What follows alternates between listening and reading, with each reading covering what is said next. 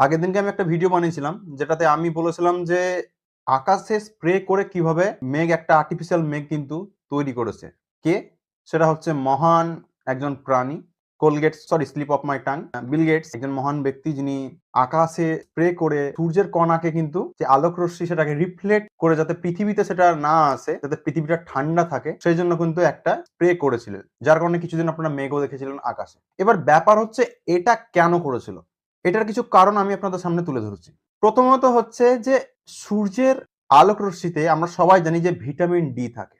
সাধারণত সকাল ৯টা থেকে সকাল ১১টা অবধি যে সূর্যের কিরণটা আসে ওটাতে ভিটামিন ডি এবং আমাদের যে রোগ প্রতিরোধ করার ক্ষমতা সেটা তৈরি করে ওই সূর্যের রশ্মি থেকেই।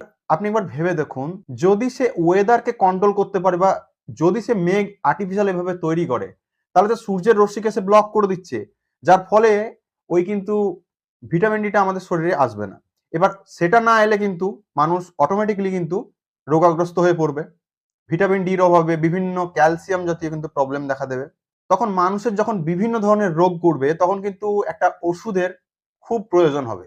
মার্কেটে ক্রাইসিসও হবে।